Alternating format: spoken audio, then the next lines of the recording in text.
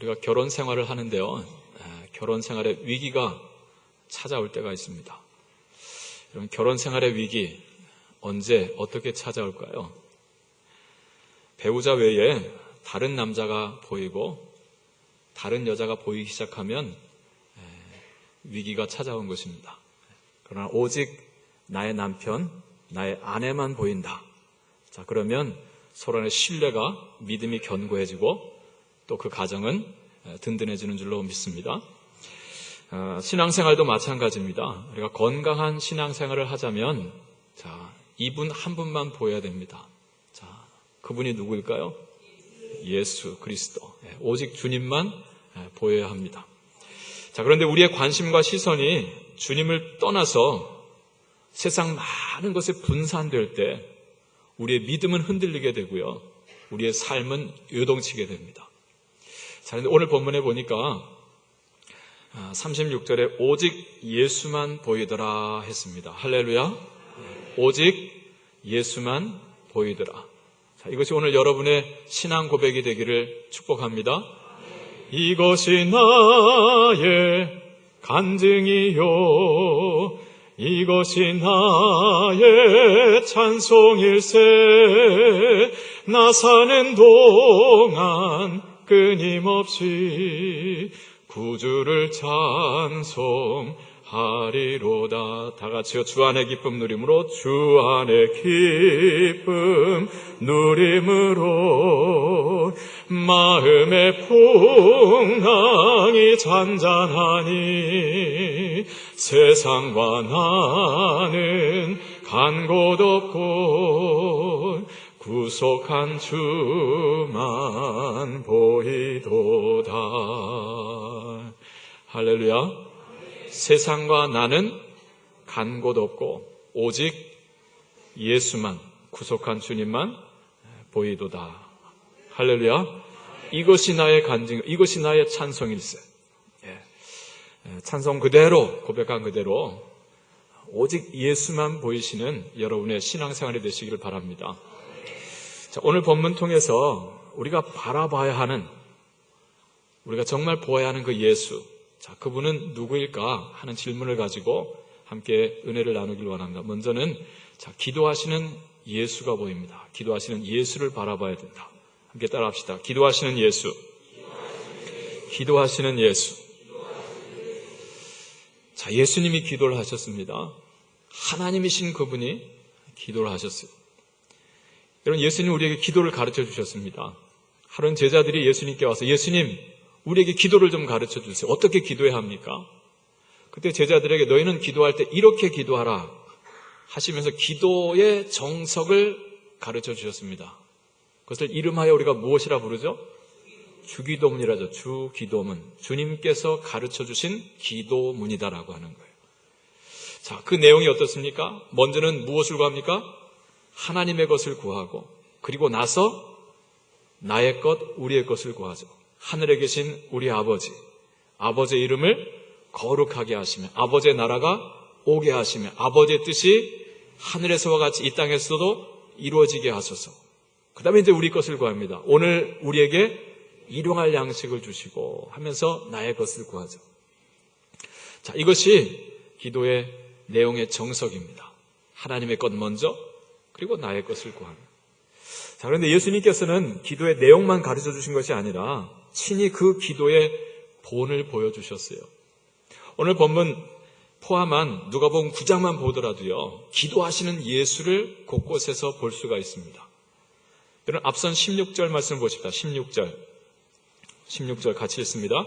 예수께서 떡 5개와 물고기 2마리를 가지사 하늘을 우러러 축사하시고 떼어 제자들에게 주어 무리에게 나누어 주게 하시니. 자, 어떤 사건이 벌어지는 걸 알 수 있습니까?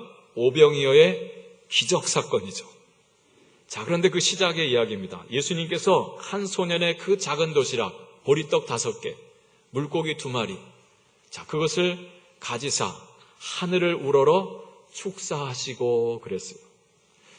여러분, 여기 축사하시고 이게 무슨 뜻일까요?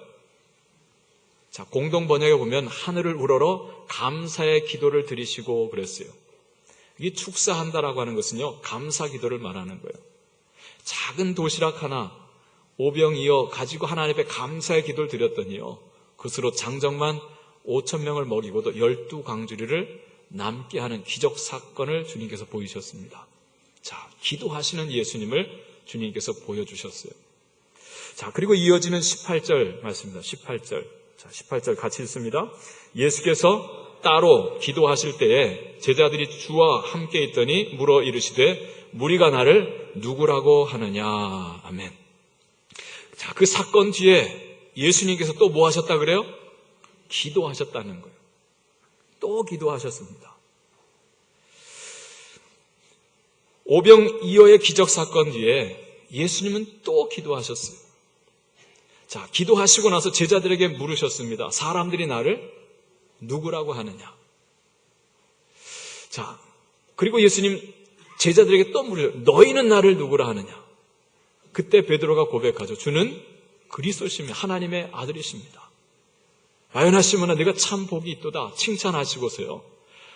너의 이 신앙 고백 위에 내가 내 교회를 세우리라 주님 말씀하셨죠. 마태복음에 보면 그 말씀 이렇게 전개됩니다.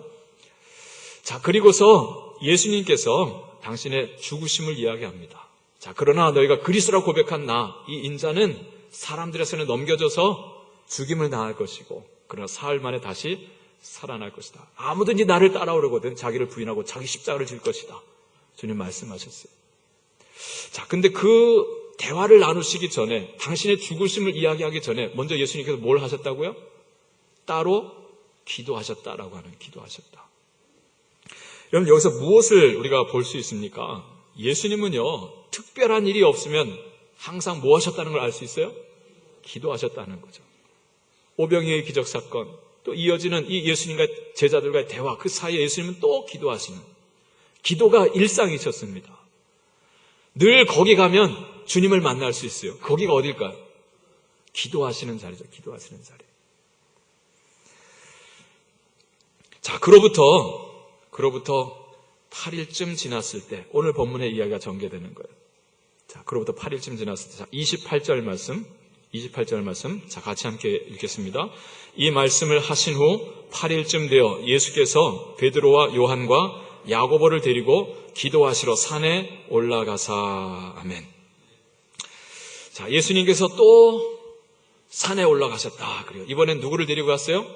베드로와 야고보와 요한을 데리고 올라가셨습니다. 자, 무엇하러 올라가셨다 그래요? 기도하시러 올라가셨다라고 하셨습니다. 여러분, 왜 많은 제자들이 있는데 그 중에 특별히 베드로와 요한과 야고보 세 사람만 데리고 올라가신 것일까요? 자, 어떤 사람들은 말합니다. 예수님께 그들을 특별히 아끼셨다라고 하는 거예요. 특별히 사랑하셨다. 제자들 중에 제자였다라고 하는 것이죠. 자, 물론 그런 특별한 사랑을 받았습니다만, 자, 그러나 예수님께서 그들을 데리고 산에 올라가신 목적은 좀 더 다른 데 있다라고 생각을 합니다. 자, 그것은 뭐냐면 예수님께서 그들을 뭔가 가르쳐 주시기 위함이었다라고 하는 거예요. 여러분, 베드로나 야고보와 요한은요, 그들 안에 욕망을 품은 자들이었어요. 욕망. 물론 모든 제자들 안에 다 욕망이 있었습니다. 그러나 유독 이들 세 사람이 강했어요. 자, 베드로에게는 내가 제자들 중에 그래도 내가 으뜸이다, 내가 수제자다 라고 하는 생각에서 가지는 욕망이 있었습니다. 자, 야고보와 요한은요, 예수님의 인척이었잖아요. 이종 사촌지간이었습니다. 그 인척 관계를 통해서 안에 욕망을 갖는 거예요. 예수님 통해서 뭔가를 얻으려고 했다라고 하는 것입니다. 전에도 말씀드렸지만 여러분, 이들은 강한 그리스도를 기대했습니다. 자, 이들은 예수께서 칼을 들고 나가서 자기들을 대신해서 저 로마 제국과 싸워주기를 바랬어요. 그 변질된 타락한 대지사장들과 그리고 바리새인들과 서기관들, 장로들과 싸워서 다 물리쳐내고 정말 새로운 다윗의 나라, 다윗 왕국을 다시 일으켜주기를 기대했습니다. 그때 그 다윗 왕국의 좌우편 자리, 예수님의 좌우편 자리를 앉기를 바랬던 것이죠. 수제자였던 베드로는 내가 수제자인데, 야고보와 요한은 우리가 예수님의 그래도 사촌인데 하면서 어떻게 했습니까? 자기 어머니 살로메를 대동해서 그 한 자리를 청탁하잖아요. 예수님 영광의 자리에 오르실 때 좌우편 자리는 우리 두 아들에게 주시죠. 여러분, 제자로 부름받아서 3년을 달려왔지만 그들의 관심은 하나님께 있지 않았습니다. 주님께 있지 않았습니다. 세속적인 욕망에 있었습니다. 때문에 앞서서 주님이 바로 여드레 전에 말이죠. 한 일주일 전쯤에 예수님께서 자, 내가 그리스도인데, 너희들이 고백한 그대로 내가 그리스도인데, 나는 이 인자는 사람들에게 넘겨져서 고난을 당하고 죽임을 당할 것이다 라고 하는 말씀을 하셨을 때 그들은 그 하나님, 예수님의 말씀을 들을 수가 없었어요. 들리질 않았죠. 베드로가 어떻게 했습니까? 예수님, 절대 그런 일은 없을 것입니다 그랬어요. 무슨 뜻입니까? 우리가 막아드리겠다라고 하는 것이죠. 예수님이 십자가 하나님의 어린 양으로 죽을 생각을 하고 있는데 이들은 살 생각을 하고 있었던 거예요. 욕망의 자리를 탐하고 있었던 것이죠. 그래서 예수님께서 십자가의 죽음을 말씀했을 때 그들은 그 말씀이 이해가 되지 않았고 들려지지를 않았던 것입니다. 그러게 예수님께서 그를 책망하시죠. 좀 전까지는 바요나 시몬아 내가 복되도다 칭찬하신 주님께서 사탄아 물러가라. 내가 하나님의 일을 생각하지 아니하고 사람의 일을 생각하는도다 꾸짖으셨습니다. 자, 그로부터 여드레 뒤에 오늘 이 사건이 진행된 거예요. 자, 베드로와 야고보, 요한 이 세 제자를 이끌고 따로 산으로 올라가셨다는 거예요. 뭐 하러요? 기도하시러. 자, 예수님께서 이들을 데리고 올라가신 목적은 그들로 하여금 깨우쳐 주시기 위함이었습니다. 그들 안에 있는 그 욕망을 이제 깨닫고 그것을 내려놓으라고 하는 것이죠. 그리고 하나님 아버지의 그 마음, 하나님 아버지의 뜻, 그것을 붙들기를 주님께서 바라셨던 거예요. 자, 그러면서 예수님은 동시에 당신 자신의 기도를 거기서 들으셨죠. 엎드려서 기도하십니다. 여러분, 예수님께서 제자들 보는 앞에서 기도하시는데 예수님 무엇을 기도하셨을까요? 무엇을 놓고 기도하셨을까요? 여러분, 예수님께서는 당신을 향한 하나님 아버지의 뜻을 구하면서 기도합니다. 그 뜻을 알지요. 이미 여드레 전에 말했잖아요. 인자는 사람들 손에 넘겨져서 죽임을 당할 것이다 라고 말씀을, 당신의 가야 할 그 십자가의 길을 아셨어요. 그 뜻 때문에 이 땅에 오셨고 이 십자가의 길을 지금 걸어가고 있는 거예요. 그럼에도 불구하고 예수님께서는 순간순간 기도하시면서 나를 향한 하나님의 뜻을 또 구하고 또 구하는 거예요. 왜요? 다시금 확인받고 다시금 확인받는 거예요. 그리고 그 하나님의 뜻을 붙들고 그 하나님의 뜻을 성취하기 위해서 나를 내려놓기 위하여서 하나님의 도우심을 구하기 위하여서 그는 기도하고 또 기도했던 것입니다. 여러분, 이 기도, 이 예수님의 기도하시는 모습 여러분 어떻습니까? 아름답죠. 정말 아름다운 모습이죠. 자기 욕망을 추구하는 기도가 아니라 하나님의 뜻을 구하고 그 하나님의 뜻을 다시 한번 확인하고 그 뜻의 성취를 위해서 나를 내려놓는 그 기도, 정말 아름답죠.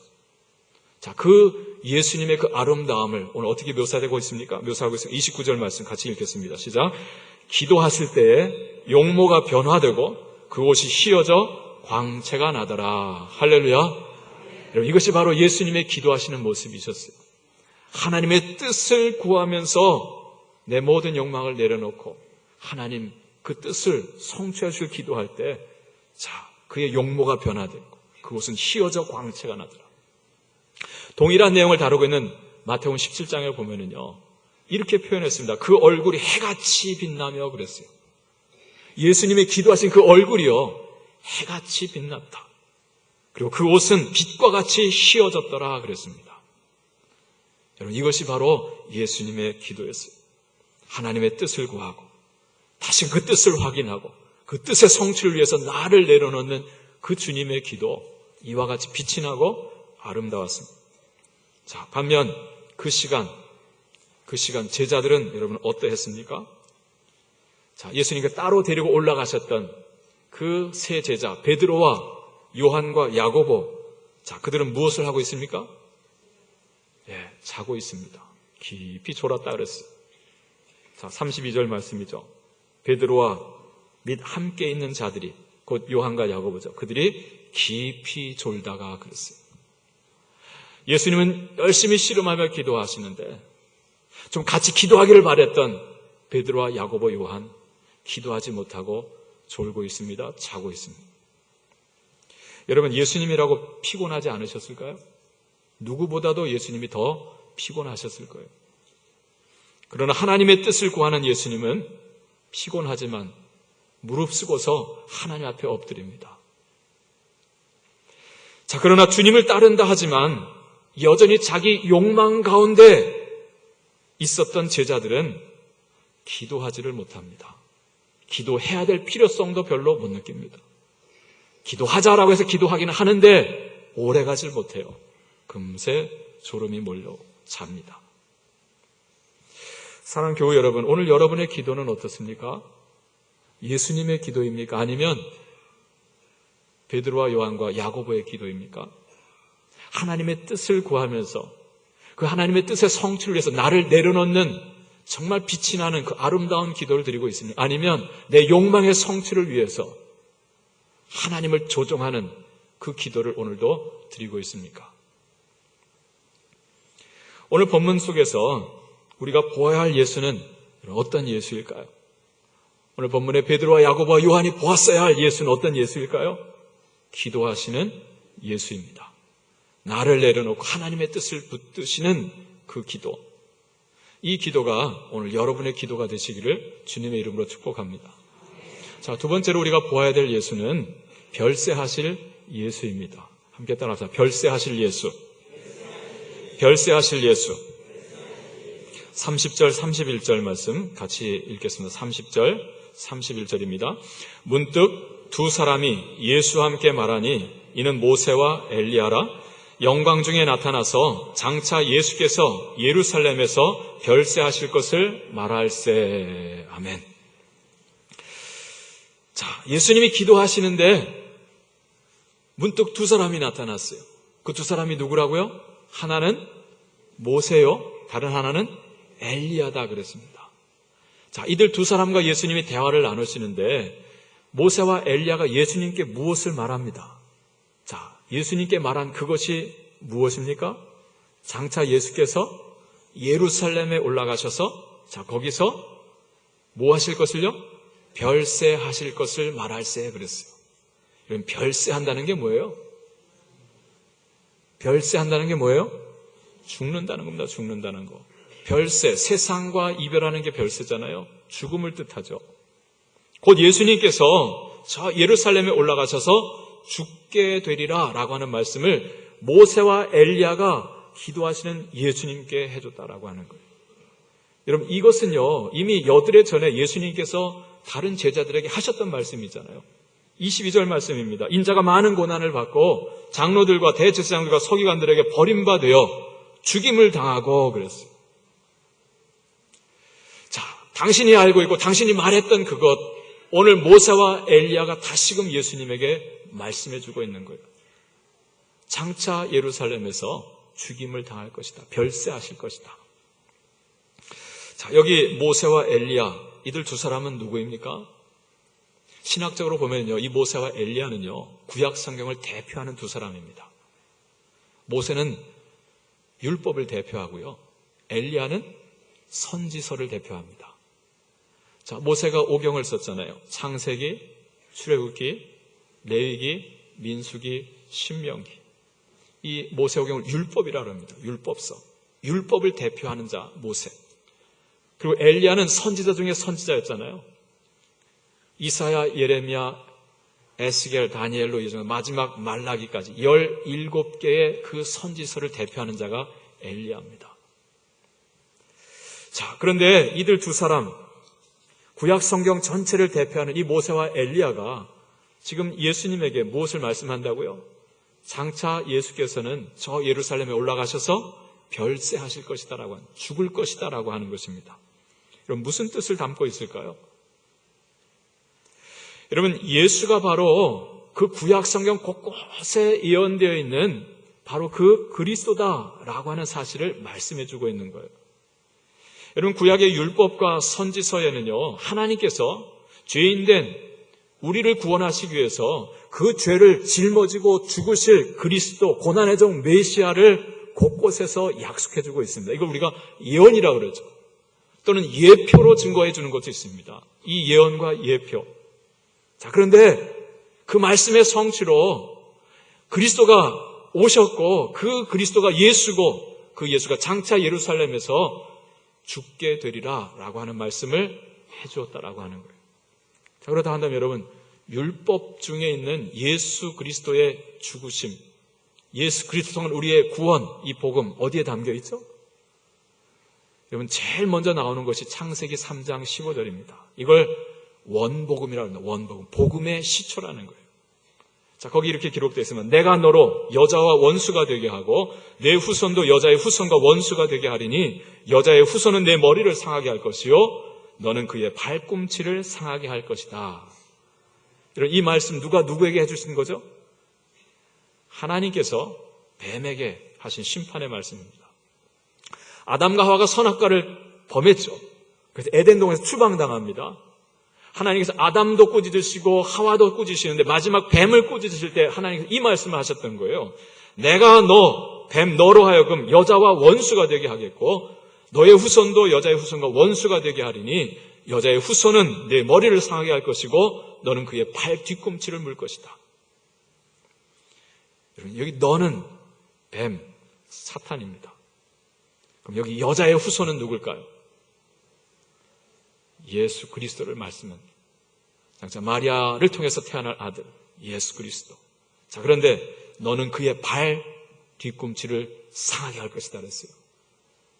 여러분, 무엇이 연상됩니까? 무엇이 생각됩니까? 장차 예수께서 십자가에 그 두 발이 못 박히실 것을 생각하게 되죠. 자, 그러나 여자의 후손은 너의 머리를 상하게 할 것이다 그랬어요. 무엇을 말하죠? 그리스도의 온전한 승리를 말씀해 주는 거예요. 요한계시록에 말씀한 그리스도의 승리 그리고 교회의 승리를 말씀해 주는 거죠. 이것이 바로 원복음이다라고 말합니다. 하나님께서 우리가 죄를 짓고 그 에덴에 추방당할 때 그때부터 하나님께서는 우리 인류를 구원할 그리스도를 약속해 주셨다라고 하는 거예요. 여러분, 이것 외에도 율법과 선지서 구약성경 전체는요 우리 죄를 짊어지시고 대속하여 죽임을 당하실 그리스도에 관한 약속들이 곳곳에 퍼져 있습니다. 그중 대표적인 것이 바로 지난 주일에 여러분과 함께 나눴던 이사야서 53장이죠. 그의 찔림은 그가 찔린 우리의 허물을 인하며 그가 상함은 우리의 죄악을 인함이라. 그가 징계를 받음으로 우리가 평화를 누리고 그가 채찍에 맞음으로 우리가 나음을 입었도다. 여러분, 부활하신 주님께서 엠마오로 가는 두 제자를 만나시는 이야기가 누가복음 24장에 보면 나와요. 자, 엠마오로 가는 두 제자, 예루살렘을 등지고 엠마오로 내려간 두 제자가 심히 슬픈 기색을 띠면서 대화를 나눴다 그랬어요. 그때 부활하신 주님이 그들 가운데 끼어들어가죠. 그러나 부활하신 주님인지 몰라요. 그러면서 그 제자들에게 예수님께서 하신 일이 있습니다. 무엇입니까? 요건 24장 27절에 보면 이에 예수께서 모세와 모든 선지자의 글로 시작하여 모든 성경에 쓴 바 자기에게 관한 것을 자세히 설명하시니라 그랬어요. 예수님께서요 길을 가시면서 그 슬픈 기색을 띠고, 왜냐하면 예수님이 십자가 달려 죽으셨거든요. 그러나 부활하신 주님은 모르고 슬픈 기색을 띠고 하는 그 두 제자에게 자, 모세와 모든 선지자의 글에 모든 성에 쓴 바 자기에게 관하여 기록된 모든 것을 하나하나 자세히 설명해 줬다. 여기 모세와 모든 선지자를 했어요. 오늘 여기 표현대로 한다면 모세와 엘리야죠. 구약성의 모든 것을 들어서 거기에 예언되어 있는 그 그리스도, 장차 보내시고 메시아, 그분은 우리 죄를 짊어지시고 죽어야 할 뿐임을 그 말씀을 하나하나 찾아서 깨닫게 해주셨다라고 하는 거예요. 그리고 나서 날이 어두워지자 한 마을에 들어가서 그리고 그 제자들과 함께 식사를 나누는데 주님께서 떡을 들어 축사하시고 떼어서 제자들에게 나누어 주실 그때에 그들이 그것을 받아 먹고 눈이 밝아져서 예수를 알아본지라 그랬어요. 말씀이 깨달아졌던 그 그리스도가 바로 예수 당신이 바로 그 예수고 그리고 우리를 위해 죽으셨고 부활하셨군요 라고 하는 고백이죠. 그들이 기쁨을 띠면서 이제 다시 돌려서 예루살렘을 향해 올라갔습니다. 예수 부활하셨다.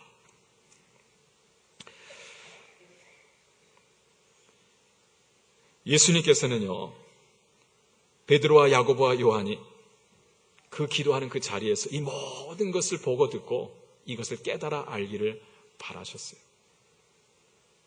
오늘 여러분에게 이와 같은 믿음이 있기를 바랍니다. 예수 그리스도는 우리를 죄에서 구원할 자, 메시아로 오신 분이다 라고 하는 것이죠.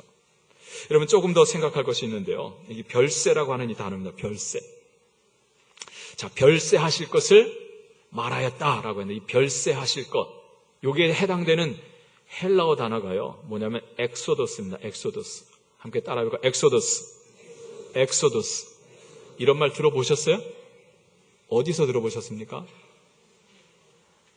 들어본 것 같은데. 여러분, 엑소더스는요, 성경의 두 번째 책의 이름입니다. 우리가 가진 성경의 두 번째 책, 무엇입니까? 출애굽기죠, 출애굽기. 출애굽기를 영어로 엑소더스랍니다. 엑소더스. 뜻이 무엇입니까? 탈출이라는 뜻이에요. 탈출. 떠난다라고 하는 거죠. 어디를 떠났어요? 애굽을 떠났습니다. 그래서 출애굽기죠. 엑소더스. 자, 그런데 그 단어가 여기 쓰여져. 예수께서 장차 예루살렘에서 엑소더스 하실 것을 말씀해 주었다라고 하는 거예요. 여기 엑소더스라고 하는 단어는요, 합성어입니다. 합성어. 좀 죄송합니다. 집중해서 들어주세요. 엑스라고 하는 것은요, 밖으로란 뜻이죠. 어디로부터 밖으로 나간다는 엑스. 호도스는요, 길이란 뜻이에요. 길. 그러니까 엑소더스 하면요, 밖으로 나아가는 길입니다. 그래서 엑소더스 하면 출구란 뜻이 있어요. 탈출, 벗어난다는 뜻만이 아니라 출구란 뜻이 있습니다. 자, 장차 예수께서 예루살렘에서 우리에게 엑소더스가 되어주실 것이다. 무슨 뜻이겠습니까? 죄와 사망의 심판 아래에 있는 우리가 예수 그리스도를 통해서 이 세상에서 우리가 탈출할 수 있다라고 하는 것이죠. 벗어날 수 있다라고 하는 것이죠. 여러분, 출애굽기 엑소더스 하면 대부분의 사람들이 뭘 생각하냐면 홍해 바다가 갈라진 사건만 생각해요. 여러분, 그거보다 더 위대한 사건이 무엇입니까? 유월절 어린 양 아닙니까? 유월절 어린 양. 이스라엘 백성들이 400년 동안 애굽에서 종살이를 했어요. 노예 생활을 했습니다. 때가 찼을 때 하나님께서 모세를 보내셔서 이스라엘 백성을 애굽에서 이끌어내셨잖아요.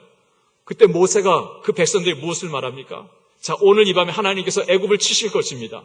오늘 여러분 어린 양을 잡으셔 그 피를 여러분 집에 문설주에 바르시고 좌우 인방에 바르십시오. 그건 죽음의 사자 애굽의 모든 초태생과 모든 장자를 치실 때 그 피를 바른 집은 내 백성의 집이다 라고 생각하고 유월하실 거라는 거예요. 넘어가실 거라는 거죠. 이 말씀에 순종하여서 그 밤에 어린 양을 잡아서 그 피를 좌우 인방과 문설주에 바른 가정은요, 살았어요. 불순종한 자들은 그 밤에 장자들이 싹 죽임을 당하죠. 애굽왕 바로가 두 손을 듭니다. 제발 나가달라, 제발 떠나달라 그러죠. 그래서 그 다음날 새벽에 모세의 영도 아래 히브리 노예들이요, 애굽을 떠나는 거예요. 탈출, 엑소더스 하는 거예요. 여러분, 그 엑소더스의 길이 어디에 있었습니까? 어린 양에 있었던 어린 양. 어린 양이 그 죽음을 벗어나 살 길이 되었다라고 하는 거예요. 출구가 된 것이죠. 자, 그로부터 꼭 1400년쯤 지난 오늘입니다. 오늘의 이 사건. 그 당시에 그 모세, 오늘 다시 예수 그리스도가 기도하실 때 나타나셨어요. 그리고 무엇을 말씀하십니까? 예수에게 당신이 장차 저 예루살렘에 올라가셔서 뭐 하실 것이라고요? 엑소더스 하실 거라는 거예요. 엑소더스. 무슨 뜻입니까? 예수 그리스도 당신께서 저 예루살렘에 올라가셔서 하나님의 유월절 어린 양으로 죽임을 당하실 것이고, 그래서 그 죄로 말미암아 심판받아 지옥 형벌에 떨어져 고통할 하나님의 백성들의 엑소더스 출구가 되어줄 것이다 라고 하는 거예요. 할렐루야. 큰 죄인 복받아 살 길을 얻었네. 할렐루야. 이 살 길이 뭡니까? 이 살 길. 이게 엑소더스잖아요. 애굽에서 종노릇하던 우리들. 저 죄악된 세상에서 그 죄 가운데 사망의 그늘 아래 앉아 신음하던 우리들. 여러분, 엑소더스 탈출구가 어디입니까? 예수 그리스도죠. 큰 죄인에게 소망이 없습니다. 그러나 한 가지 소망이 있어요. 예수 그리스도. 같이 불러볼까요? 큰 죄인 복받아 살 길을 얻었네. 한없이 넓고 큰 은혜 베풀어 주소서. 내가 주께로 지금 가오니 십자가의 보혈로 날 씻어 주소서.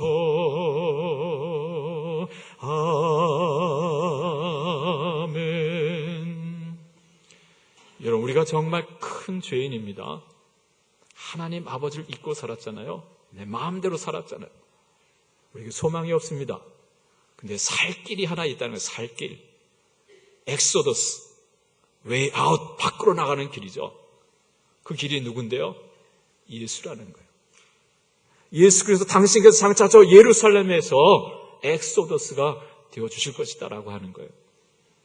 예수님 말씀하시면 내가 곧 길이요 진리요 생명이니 나로 말미암지 않고는 생명의 아버지 그 아버지께로 올 자가 아무도 없느니라. 여러분 안에 이 믿음이 있기를 바랍니다. 예수가 우리의 엑소더스가 된다라고 하는 이 사실, 이 믿음이 구원받는 믿음입니다. 마지막으로요, 우리가 보아야 될 예수는요, 내려오시는 예수입니다. 내려오시는 예수. 함께 따라 내려오시는 예수. 내려오시는 예수. 어디서 내려오십니까? 십자가에서 내려와요. 그 변화산상에서 주님이 내려오십니다. 여러분, 우리 교회 아이들이 참 많이 태어나서 자라는데요. 아이들 얼마나 이쁩니까? 여러분, 아이들의 마음을 어떻게 얻을 수 있는지 압니까? 아이들을 보면요, 달려가서 그 아이 앞에 무릎을 꿇고 또는 반무릎을 꿇고 눈높이를 맞춰보세요. 그것을 아이들이 합니다. 아, 저 사람이 나를 기뻐하는구나. 나를 사랑하는구나. 물론 처음엔 경계심을 갖습니다. 여러분이 자꾸 눈높이를 낮춰서 아이를 바라봐주고 정말 기뻐한다는 그 마음을 여러분의 표정 속에 담아서 주면요, 아이들이 어느 순간 경계심을 풀고요, 손을 내밉니다. 악수도 해주고요, 때론 손을 들고 달려옵니다. 그때 아이를 딱 부둥켜 안으면요, 이 아이가 살포시 그 얼굴을 여기 파묻습니다. 그때 그 느낌을 여러분 경험해 보셨습니까? 그래서 애를 낳는 거예요. 남의 아이라도요, 그렇게 기뻐요. 여기가 퍽 파묻습니다. 여러분, 아이들이 압니다. 저 사람이 나를 기뻐하고 나를 사랑한다는 거. 무엇을 통해 아는지 아십니까? 낮춰주는 거예요. 여러분, 그게 사랑입니다. 낮추는 그 높이, 그 크기만큼 사랑은 전달되는 거예요. 사랑이 다른 게 아닙니다. 나를 낮추고 나를 버리고 내어줄 수 있는 게 사랑이잖아요. 낮추는 그만큼 사랑이고요, 포기할 수 있는 그만큼, 내어줄 수 있는 그만큼 사랑인 거예요. 우리 주님께서 우리에게 주신 사랑이 무엇입니까? 그 사랑 얼마나 놀랍습니까? 지난 시간에도 보았지만 빌립보서 2장 6절로 11절에 예수님께서 하나님의 본체시다 그랬잖아요. 그러나 하나님과 동등됨을 취할 것으로 여기지 아니하시고 오히려 자기를 비워 종의 형체를 가지고 사람의 모양으로 나타나셨다 그랬어요. 그리고 죽기까지 복종하셨으니 그 십자가의 죽으심이라고 하였습니다. 얼마만큼 주님이 낮아지셨습니까? 주님이 우리에게 보여주신 그 사랑의 크기가 무엇입니까? 하나님께서 사람이 되셨어요. 여러분, 이 크기를 우리에게 따진다고 한다면 뭘까요? 그 영원하신 하나님, 그 무한하신 하나님이 시공간에 제약을 입는 인간의 몸을 입고 우리 가운데 찾아오셨다는 거예요. 이건 마치요, 여러분이 하루살이로 태어나는 것보다 더한 사랑이죠. 그것뿐입니까? 죄 없으신 하나님의 아들이 십자가에 달려 죽으셨잖아요. 가장 흉악한 죄인이 달리는 십자가 형태를 주셨잖아요. 그만큼 낮아지신 거예요. 그것이 주님의 사랑의 크기죠. 그 주님께서 오늘 또 당신을 낮추십니다. 자, 37절, 38절. 37절, 38절 같이 읽습니다. 이튿날 산에서 내려오시니 큰 무리가 맞을세. 무리 중에 한 사람이 소리질러 이르되 선생님, 청컨대 내 아들을 돌보아 주옵소서. 이는 내 외아들이니이다. 아멘. 여러분, 예수님께서 내려오셨다라고 하는 거예요. 여러분, 그 앞에 있는 내용이 무엇입니까? 그 영광을 보았던 그 베드로, 뭐라고 말하죠? 오 주님, 여기가 천국인가 봐요. 여기가 좋사오니 여기 초막셋을 지고 하나는 주를 위하여, 하나는 모세를 위하여, 하나는 엘리야를 위하여 하사이다 그랬어요. 이런 그 영광을 경험한 뒤에 이 베드로 저 산 아래에 있는 다른 제자들도 다 잊어버립니다. 고향집에 있는 부모, 자식, 처색들 다 잊어버려요. 소명도 잊어버리고 사명도 잊어버립니다. 여러분, 이것은요, 이건 믿음이 아니에요. 이건 욕망의 확장입니다.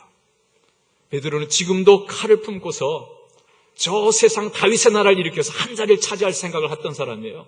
근데 이 영광을 보니까요, 와, 그 다윗 나라는 비교가 안 되는 거죠.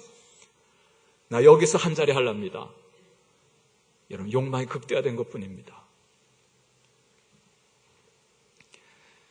여러분, 욕망의 사람은 고난을 회피합니다. 영광만 구합니다. 욕망의 사람. 그러나 소명의 사람, 사명의 사람은 그렇지 않죠. 고난을 무릅습니다. 영광을 구해도 고난 뒤에 주시는 영광을 구합니다. 히브리서 12장 1절 2절에 말씀합니다. 이러므로 우리에게 구름같이 둘러싼 허다한 증인들이 있으니 모든 무거운 것과 얽매이기 쉬운 죄를 다 벗어버리고 인내로서 우리 앞에 있는 이 경주를 경주하며 믿음의 주요 또 온전케 하시는 이인 누구를 바라보자? 예수를 바라보자. 그는 그 앞에 있는 즐거움을 위하여 십자가를 참으사 부끄러움을 개의치 아니하시더니 하나님 보좌 우편에 앉으셨느니라. 할렐루야. 여러분, 오늘 본문의 예수 십자가를 바라보시며 내려오셨어요. 누구보다도 그곳에 머물고 싶으셨던 분이 예수님이죠. 왜? 십자가의 죽음을 피할 수 있는 길이잖아요. 그러나 주님은 내려가자 하십니다. 내려가자. 왜요? 저 밑에서 당신을 찾는 무리들이 있었어요. 선생님, 청컨대 내 아들을 돌봐 주옵소서. 내 외아들이 아픕니다. 귀신 들렸습니다. 내 아들을 좀 돌봐 주세요. 주님 그것을 바라보고 내려오셨어요. 그리고 이어지는 44절에 보면 또다시 당신의 죽으심을 이야기합니다. 사람들에게 넘겨질 것이다. 그리고 51절에 보면 예수께서 승천하실 기약이 차감해 예루살렘을 향하여 올라가기로 굳게 결심했다 그래요. 왜 내려오셨습니까? 십자가 지러 내려오신 거예요. 십자가 지러. 여러분, 그러면 기도하시는 예수, 별세하실 예수, 내려오시는 예수는 한 가지로 요약할 수 있어요. 무엇입니까? 십자가를 지시는 예수입니다. 오늘 사순절 넷째 주일입니다. 흩어져 있는 분산된 우리의 시선 어디로 모아야 될까요? 예수. 어떠한 예수입니까? 십자가를 지시는 예수입니다. 기도하겠습니다. 하나님 감사합니다. 큰 죄인인데 이 세상에 소망이 없는 자인데 주님께서 우리의 죄를 짊어지시고 십자가에 달려 죽어주심을 하나님 감사합니다. 주님께서 우리의 엑소더스, 우리의 살 길이 되어주셨습니다. 이 믿음을 가지고 살게 하여 주시고 이 믿음을 증거하며 주여 살게 하여 주시옵소서. 예수님의 이름으로 기도합니다. 아멘.